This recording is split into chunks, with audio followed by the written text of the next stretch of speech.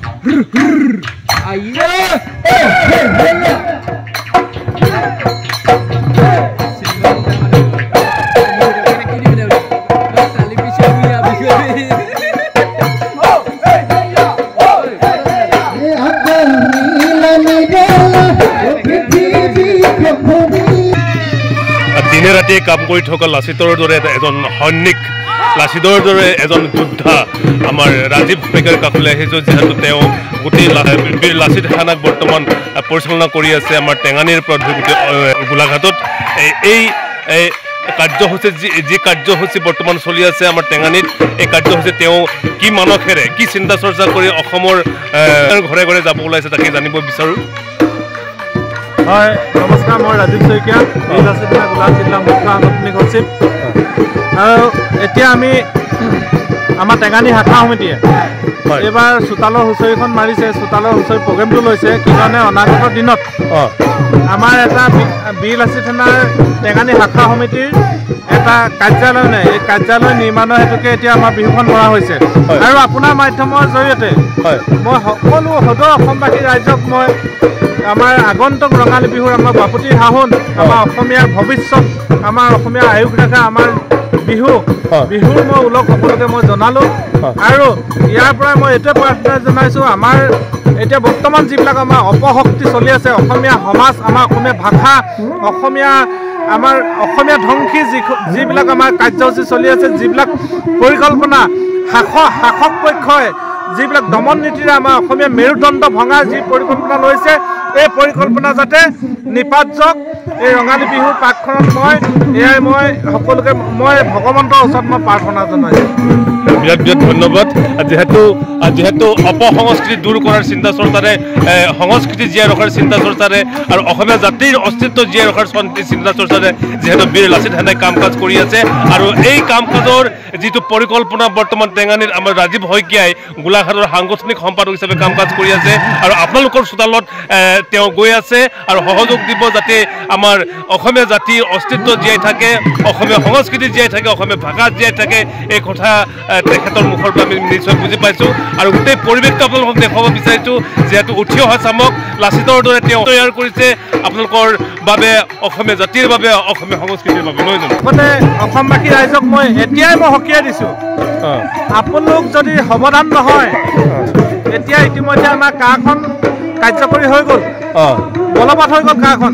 যদি কাৰ্যকৰী কোনো কাৰণত যদি হৈ যায়, তেতিয়া আগন্তুক দিনত আপোনালোকৰ ল'ৰা ছোৱালীয়ে আপোনালোকক প্ৰশ্ন কৰিব। তেতিয়া আপোনালোকে কি উত্তৰ দিব? আপোনালোকক সন্তানে প্ৰশ্ন কৰিব যে দেউতা, আপোনালোকতো মোতকৈ 25 বছৰ আগত বা 22 বছৰ আগত আপোনালোকে জন্ম হৈছিলে। আগত ইতিহাসে কয়, লাচিত বৰফুকনৰ কথা কয়, মোলা গাভৰুৰ কথা কয়, কনকলতাৰ কথা কয়, চিলাৰায়ৰ কথা কয়, কিন্তু এতিয়া দেখিছোঁ আমি বাংলা ভাষাত পঢ়িবলগীয়া কিয় হ'ল, বাংলা ভাষাত আমি লিখিবলগীয়া কিয় হৈছে? অসমখন যাতে ত্ৰিপুৰাৰ দৰে নহয়, সেইটো কাৰণে আপোনালোকে প্ৰত্যেকে এতিয়া সাৱধান হওক। বিজেপিৰ দমন নীতিত ৰঙা চকুত জেলৰ ভয়ত আপোনালোকে কোনো ভয় নকৰিব, সকলোৱে ওলাই আহক অসমীয়া ভাষা সংস্কৃতি ৰক্ষাৰ ক্ষেত্ৰত। জয় আই অসম। ৰাজীৱ শইকীয়াৰ আপোনালোকে কথা শুনিলে, আৰু তেওঁ সৈনিকসকলক তৈয়াৰ কৰিছে। আপোনালোকে চাওক কিমান ধুনীয়া পৰিৱেশ।